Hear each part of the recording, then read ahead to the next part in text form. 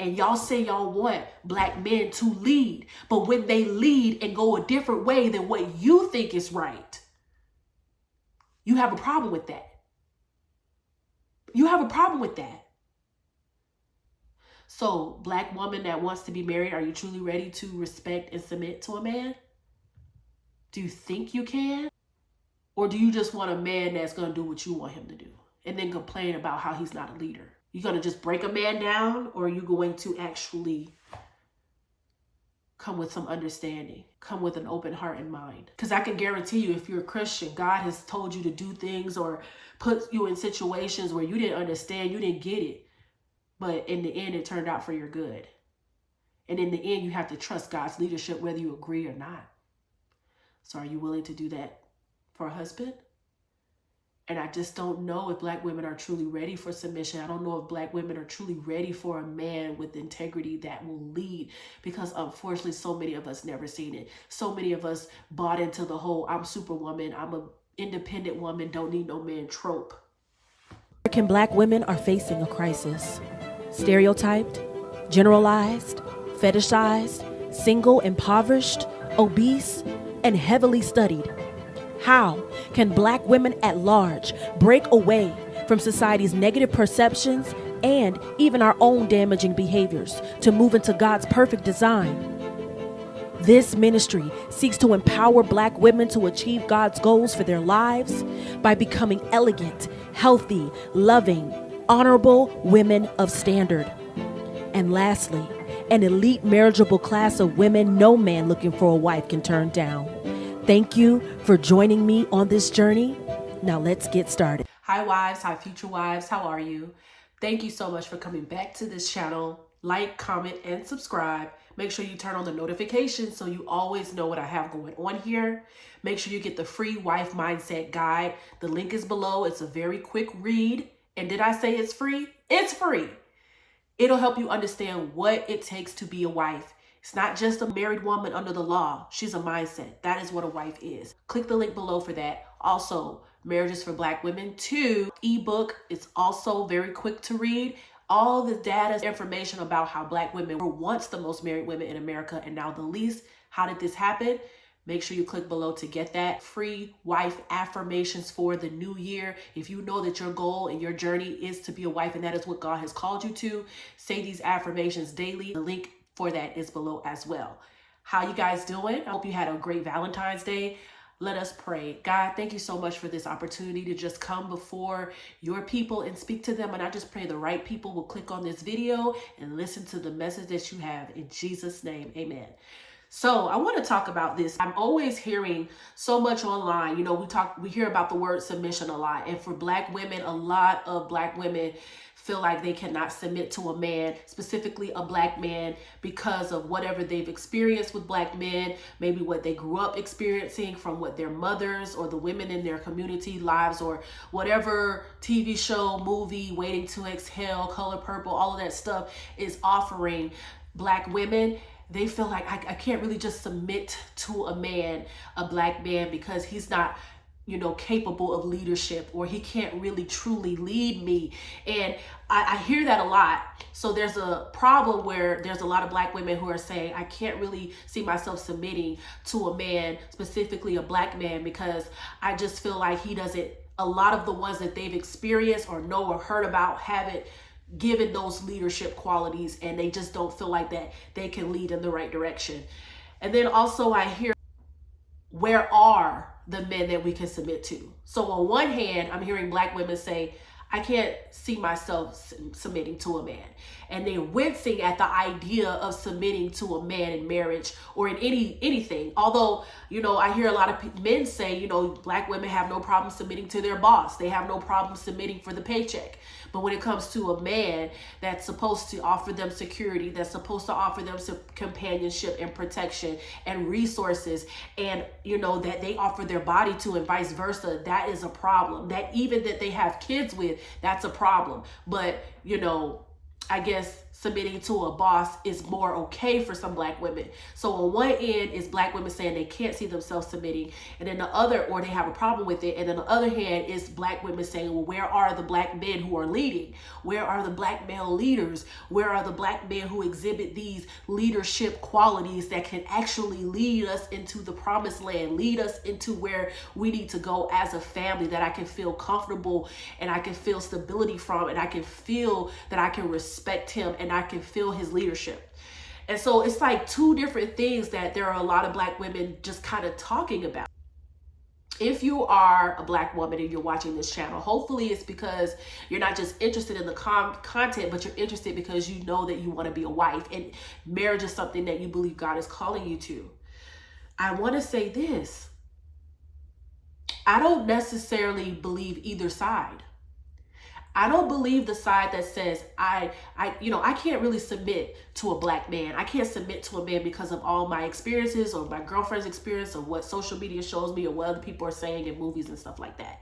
I think those women are going to have a hard time submitting, period. Even if the perfect man dropped out of the sky and God made him in front of you, it was just like everything you wanted, I think those women would have a problem submitting, because I can guarantee that those women have a hard time submitting to God. And if you have a hard time submitting to God, you're going to have a hard time submitting to your husband or potential husband. And then on the other side, for the women that are looking for the leadership, I'm looking for a man to submit to, but I just can't find it. I don't believe that either, because I definitely believe that God sends us many opportunities to get married, many opportunities, many good men, many men that have good character, many men who are integral, many men who are good. But because of our false expectations or too much expectations, crazy expectations, because of social media, what we've heard our girlfriends or other women talking about are just our thoughts of what the perfect man should be. Even if, again, God dropped him out of the sky, you would have a hard time submitting. And this is why I want to say this, because it seems to me when men show leadership, when men show that they know what they're talking about and they're integral and they're smart and they have character, you don't want those men. No, neither side wants those men. The side that's saying I can't see myself submitting, and the side that's saying I would submit if there was a good man. I don't believe you because you're going to tell me in the amount of time that you've been living, I don't know what age you are watching this, so you could be 60, 50, 40, 30, 20, 19. There has not been a man that has been worthy of your submission, outside of your boss. Has there been a teacher? Has there been a coach? Has there been a father figure? Has there been someone that you respect? Do you really think that you could submit to that person? Do you really think that you could respect that person? Do you think you can respect his leadership? Or is it that you have been on your girl boss feminism for so long? You have been on your superwoman schema for so long. You've had the cape on your back and you bought into the I'm an independent, strong black woman for so long that even if the perfect man dropped out of the sky, dropped out of the sky in front of your face and you knew God made that man just for you, would you have a problem submitting to him? Would you be able to do it?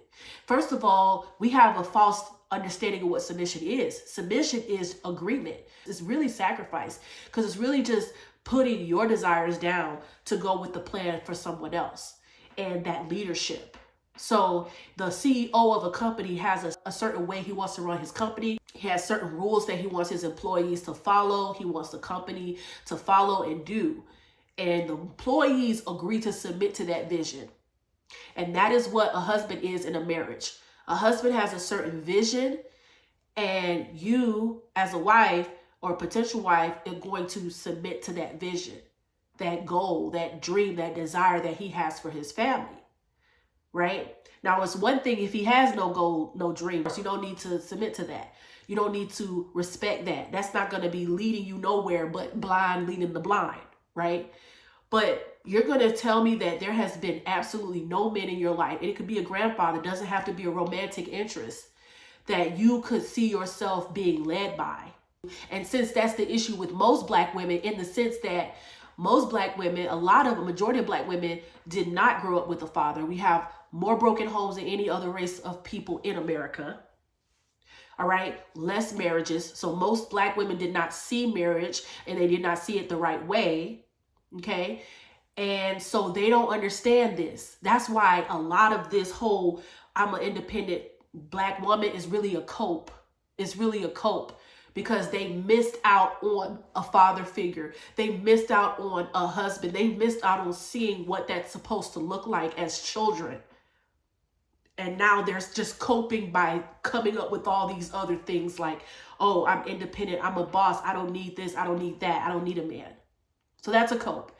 And I say I don't believe either side because if a man that was the right one for you, the right, just like, again, made from God, if he had all the qualities you need, would you be able to submit? And a lot of times I've spoken about this on my last video. Character is so important. And I know that there have been many men of character that black women have seen, but because they don't cross every I, they don't cross every I, dot every T, dot every I, cross every T, they haven't been perfect. She's left them alone. She's skipped out on him. She's missed out on him. You're the one missing out, not really him, because I can guarantee you those guys are going to be buried pretty soon.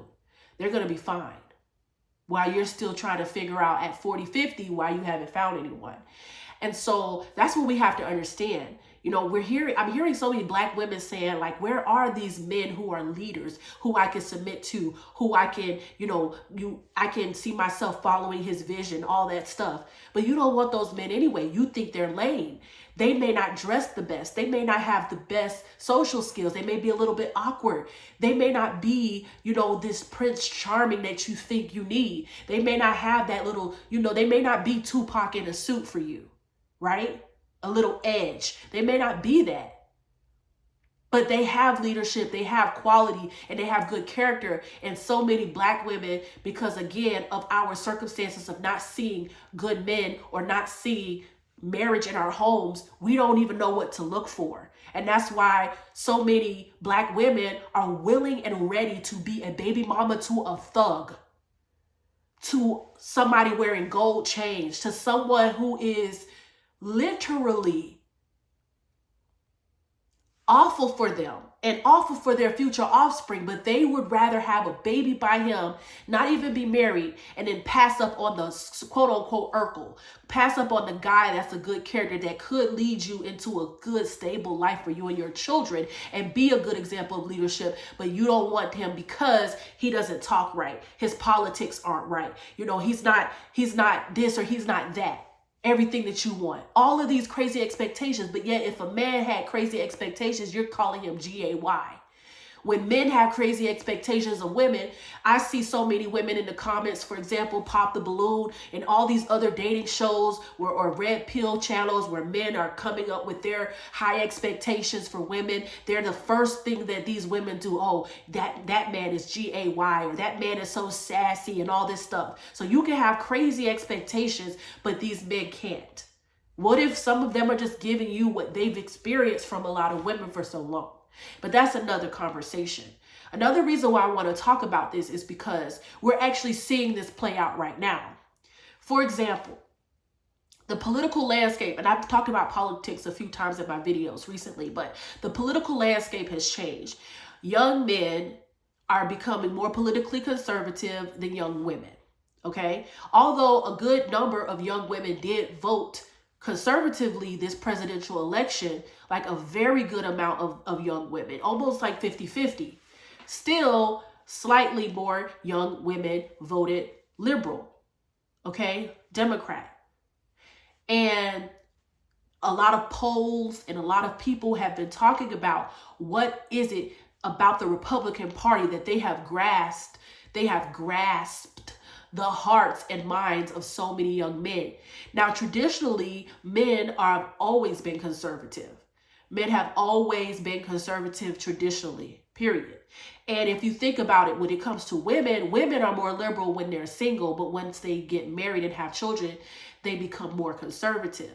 And if you look at married women's voting records, married women are more likely to vote conservatively and single women continue to vote liberally.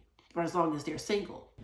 According to exit polling from NBC News, non-married women voted for Vice President Kamala Harris by 59% to 38%. Married women voted for President-elect Donald Trump by 51% to 48%. Married people were more likely to support the Trump ticket. Is this unusual for married individuals to lean conservative? You know, it's not unusual, but it is striking. All the sort of discussion that I heard was about the gender gap. And the gender gap in Trump's support was 10 percentage points. It was 11 percentage points when it comes to the married versus the unmarried gap. So it just kind of tells us that what matters for people is not just their gender, but also their marital status. And both married men and married women in the United States voted by majority for Donald Trump. So that's, I think, a noteworthy pattern. I think it connects to the fact that they're more likely to sort of see the Republican Party as more family friendly in some important respects than the Democratic Party today. So even having a man in your life can change for a woman, like even your political views. And so I want to talk about this because so many young men are moving to the right. And they're already talking about how there's this gender divide in values and political values and things like that, and how it's already hard for men and women, specifically young men and women, to get together. This is the first generation where no one's having sex. There's a lot more young men who aren't talking to young women. They're not asking them on dates or for phone numbers like they used to be in the past. They're just not interested. Young women are, not interested. It's a lot of things going on with the gender divide. But the reason why I wanted to talk to you, Black women, about this is because a lot of Black women are saying they want leadership and they want a man to lead. But I feel like as soon as a man does that, there is a backlash. For example, a lot of young men and a lot of men are voting conservatively now. And for the first time in a long time, the conservative presidential candidate did very well with minorities, specifically minority men. So President Trump did very well with the Hispanic men and with Black men.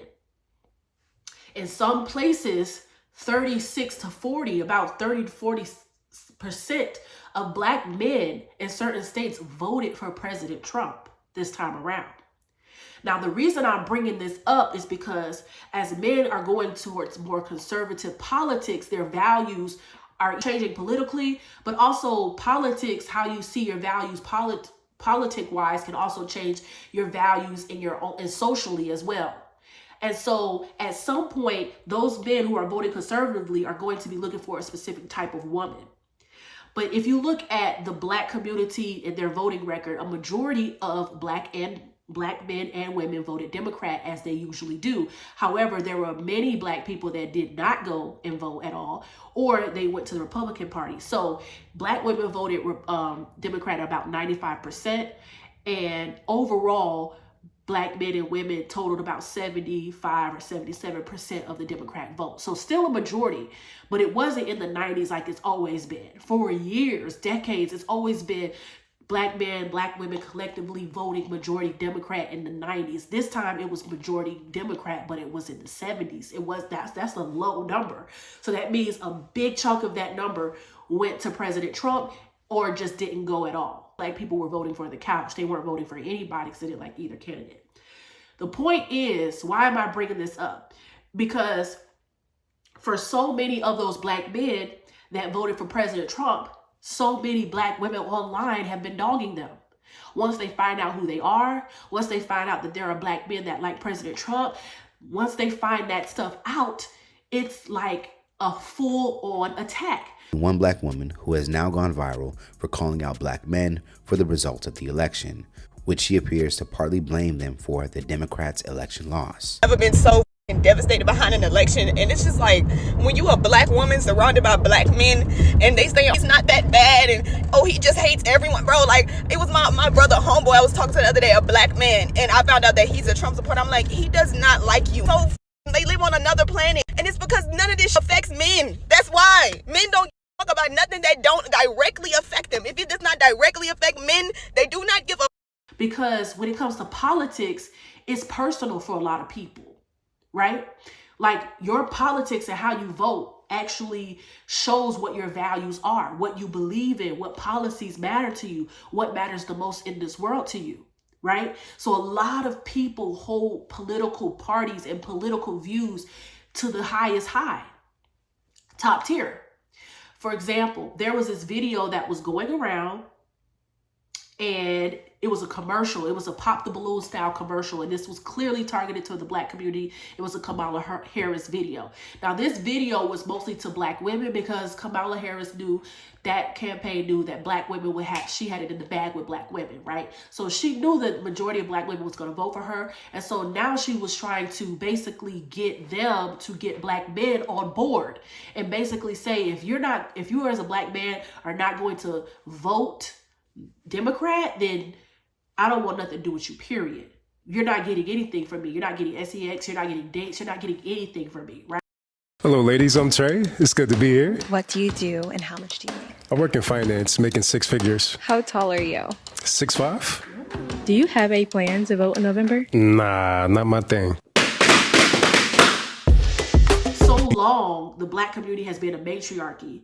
And this is why I believe a lot of Black women are not truly ready for Black men to be in leadership. Because when you have political systems knowing that Black women control how the Black community goes and influence how Black men do things, and they're putting out blatant commercials about that, then can Black women really truly let go and release and allow a man to, that's a good character, that's integral to lead them for real? Like, you have to understand, you have marketing people whose job it is to understand marketing, to understand demographics, know that if you want to get to Black men, you got to get to their women first. Think about it. Adam and Eve, the serpent didn't go to Adam first because he knew Adam would say no off the rip. He went to manipulate and lie and talk to the woman first, who then influenced Adam. Because you want to get to the man, you get to the woman first. And if a woman doesn't have firm foundation in whatever it is that she believes in, it's easy for her to influence a man in a positive or a negative direction. And I've talked about this before, and it's all examples throughout the Bible. You got Samson, Delilah, you got all these different things, right? And so what I'm saying is, you have a pop the balloon-esque commercial, a Black man comes on, the Black women are standing in the line with their balloons. They're asking him questions. And then one woman says, "Are you going to vote?" or "Who did you vote for?" And the Black man was like, "I didn't vote." Then every woman, all the Black women, pop the balloon. Because voting means so much to them. And basically what that message was to Black men and Black women, to Black women, if this man doesn't vote the way you want him to vote or isn't interested in that, you shouldn't even start a relationship with him. To Black men, if you don't vote or have politics as your main thing, it's very important to you, and you don't vote the way we want you, you're not going to have access to these Black women. See how that whole thing plays a role. Another example, and I was very disappointed with this because I think Barack and Michelle are and have been a solid representation of a solid Black family who raised their children well and who are successful, and was just a great example of Black marriage in the White House. Since they've left the White House and there are rumors that they're not on good terms, whatever, none of my business.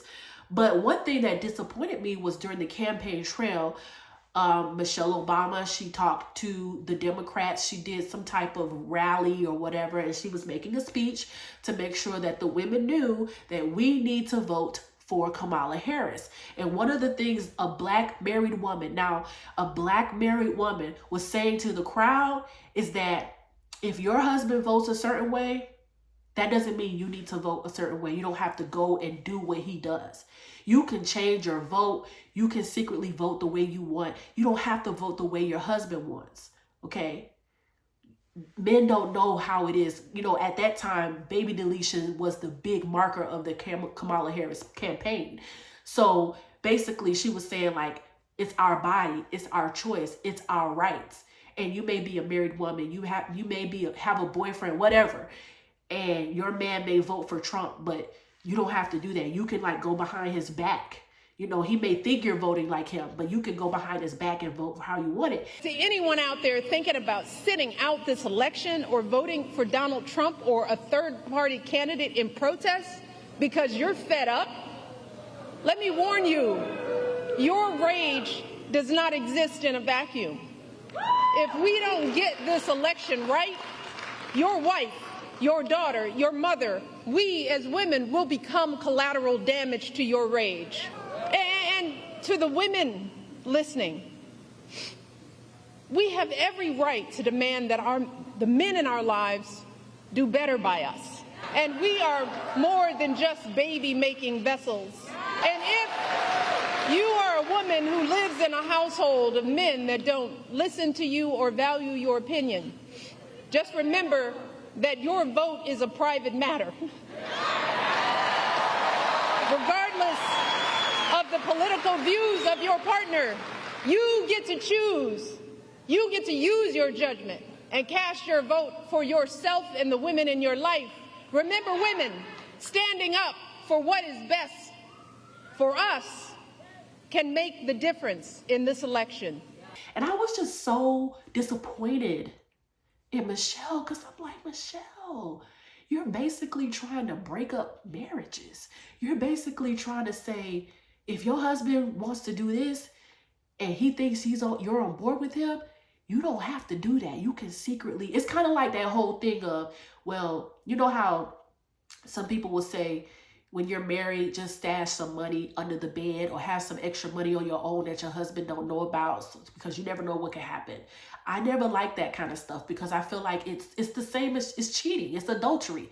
You know, it's a form of lying. It's lying. It's lying. And just like you don't want your husband lying and cheating and hiding stuff from you, why would you do that to him? And if you really don't trust him, if you really feel like you got to hide a stash of money because you don't trust this man, you shouldn't be married to him.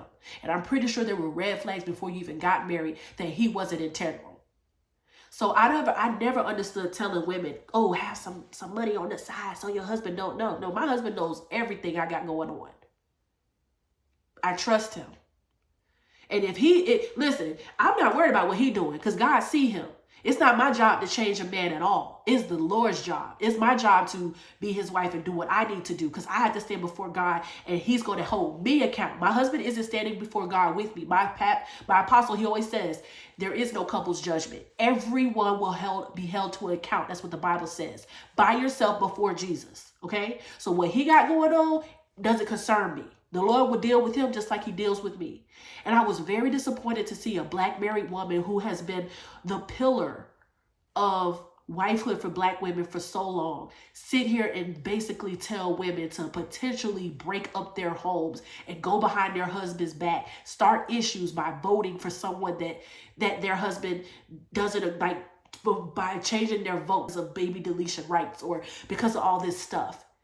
And I'm just like, this type of advice is why so many black women do not have marriages. Hiding stuff. But yet the moment you find out your husband hiding stuff from you, you mad. Oh, you are mad. You see in colors, you see in red. No, it's wrong. And I was very disappointed with that. And the reason why she gave that whole spiel, because again, traditionally, if you look at the stats and voting stats, married women vote like their husbands. So if their husbands vote a certain way, and traditionally men vote conservatively more than they vote liberally, especially if they're married, then the wife goes along with whatever the husband votes, usually, right? The Bible says, how can two walk together and they not agree? There are some couples who openly know that each other have different party affiliations, and that may work for them. But for a lot of people, your values, how you vote, what you vote, all of that stuff matters in your marriage, because that's a part of your values. You know, whatever policies and political party and all that stuff is a part of your values. And so it was just really interesting to me that she was telling women to go behind their husbands' backs, because she knew that the polls were saying that a majority of men were voting for Trump. And she knew that in order for women to come out for Kamala in a big way, they couldn't just depend on single women. They had to get married women too. So she's telling married women, hey, your husband don't have to know what you do behind that voting booth. Go on and do it. And that kind of advice is just so awful. Hiding stuff from your significant other is just wild to me.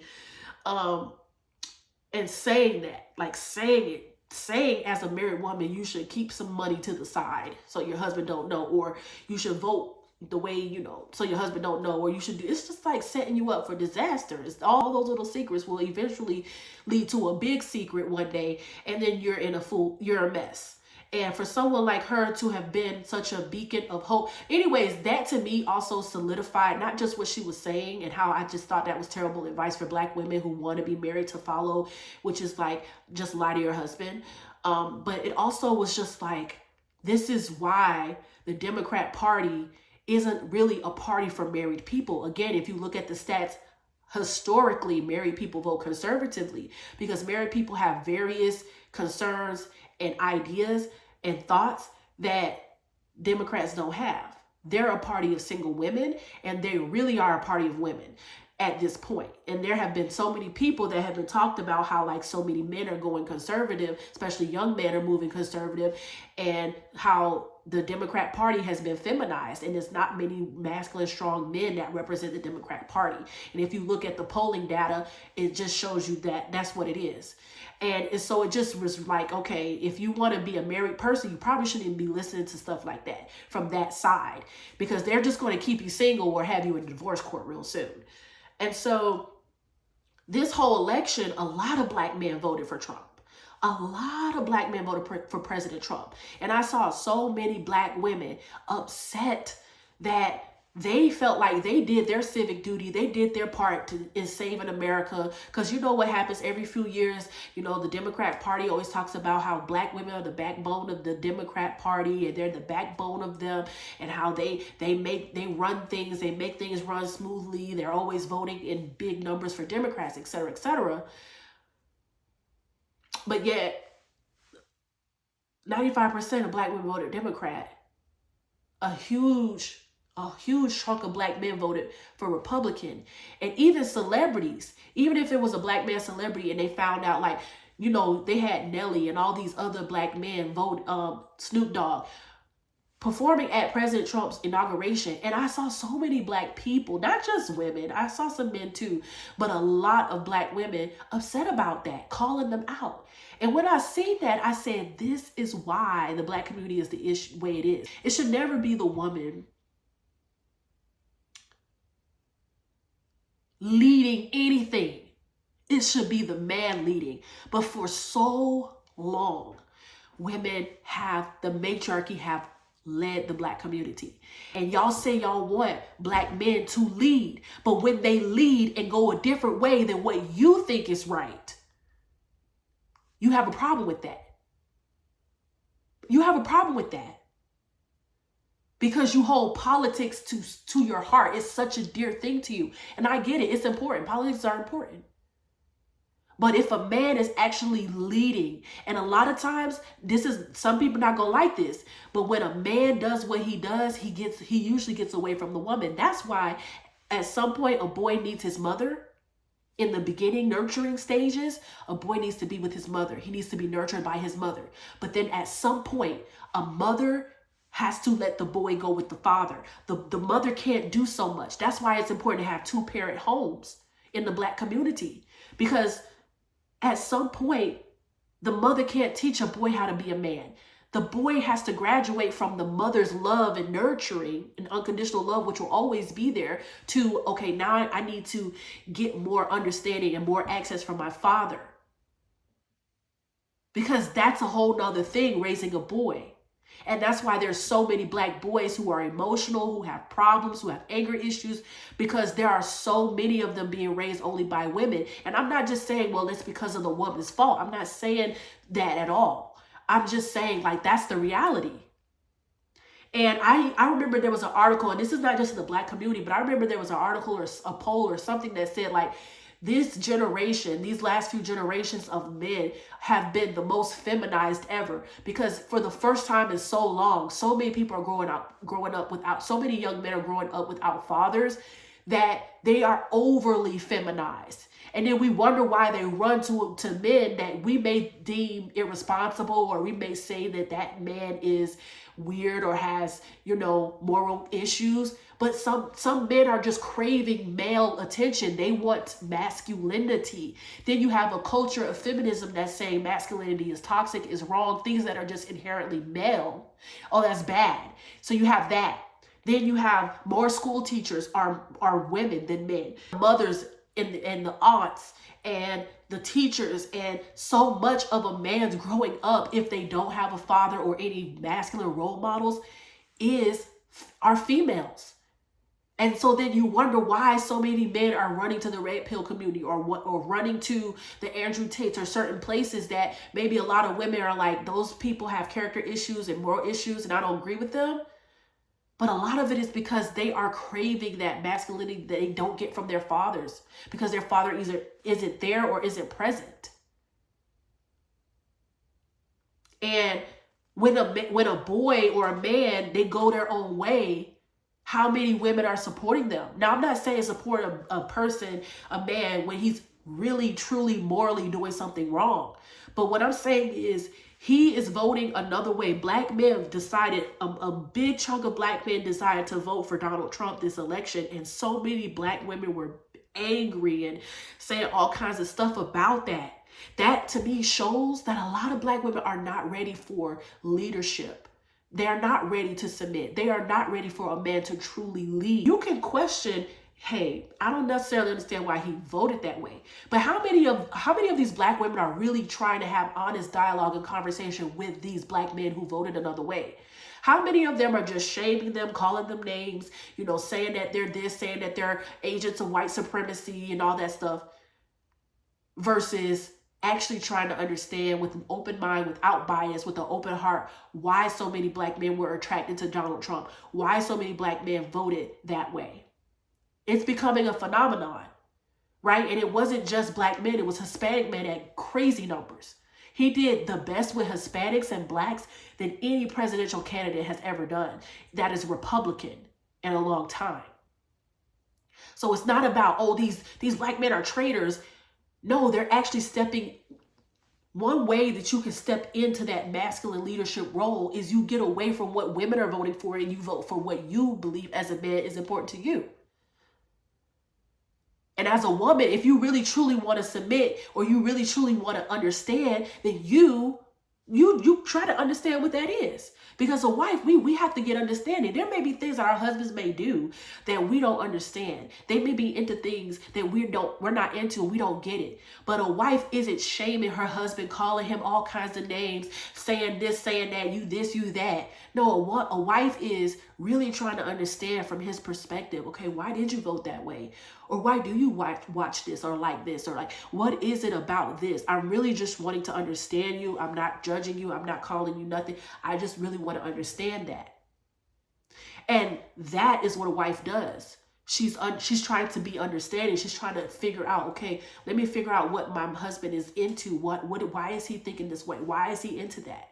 Instead of, oh, you just this, you just that, blah, blah, blah, blah, blah. See, what a lot of black women are doing who are attacking black men who voted for Trump, they're not displaying wife tendencies. Because a wife is trying to understand. And that's a part of being feminine. Feminine is more like we're being, feminine traits historically or traditionally are empathy, understanding. Okay, I don't understand why this man did this, but I'm going to try to see why. I'm going to try to understand. And if you're a godly wife, God, I don't really understand why he voted that way, or I don't understand why he's into this or that. But can you help me to understand? Can you give me some insight, God? And then when I speak to him, can you help me understand what he's saying? That is a wife. But so many black women are showing online that they don't understand wifehood. And we wonder why black women are not getting married. We wonder why black women are having the worst relationships. Why black men and black women are not getting along. It could be that so many of them, the men, just want to get away from the women because everything has been feminized. They don't have fathers. They don't have those coaches, those male mentors in their lives. Everything is woman, woman, woman, woman. And it's almost like black men voting that way is attack on our community and is attack on us and our leadership as black women. No, you said you want a man to lead. One of the ways a man leads is by his vote. If he votes a different way, instead of you attacking him and barking at him, let's figure out why. Let's say, oh, you know what? I don't necessarily agree with that vote, but you voted that way. You voted that way. See, it's being able, submission is kind of like, it's just being able to trust that whatever decision your husband makes, it's a good one for everyone. And being understanding about that and agreeing with that, going with that, like, okay, I may not even agree. I may not agree, but I trust you and I know that you have this family's best intentions at heart. So I'm going to just go along with it. And when we win, we win. So I just wanted to talk about that because I always see so many black women saying things like, oh, it's not enough black men that's willing to lead. It's not enough black men willing to lead and step up. And I can't submit to a black man, or I can't see myself submitting to a man because, you know, this reason, that reason, this experience, that experience, this show, that show. And it's just like, no, you can't submit because you've never seen submission. And black community is a matriarchy, and black women have never really truly had to submit to black men, like not in 50, 60 years. So yeah, it's going to be hard for you to submit and understand respect and understand looking for a man of character and value.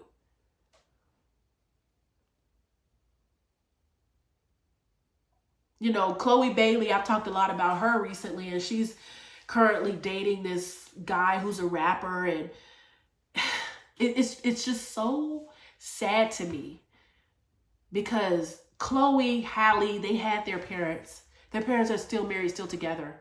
They had their parents, and yet they decided to make poor choices. And I think a lot of it has to do with just the environment of Hollywood that they're in. It's not much stability in Hollywood, not much stability, religion, not a good place to raise girls. But once you get into that environment can suck the life out of you, suck everything that you grew up understanding and learning out of you. And it's so funny because I remember, and I mentioned this before, but I remember when their brother, they were talking about how they want a gentleman. Oh, I want a gentleman. I want a man that's a gentleman and nice and all this stuff. And they were like, oh, it's talking about how they have high praises for gentlemen. And their brother called them out. Their brother was like, yeah, I think girls say stuff like that all the time. But in reality, that's not who y'all get with for real. Y'all say y'all want a gentleman, but in reality, y'all get with these kind of guys that are rough and more rough around the edges or this or that.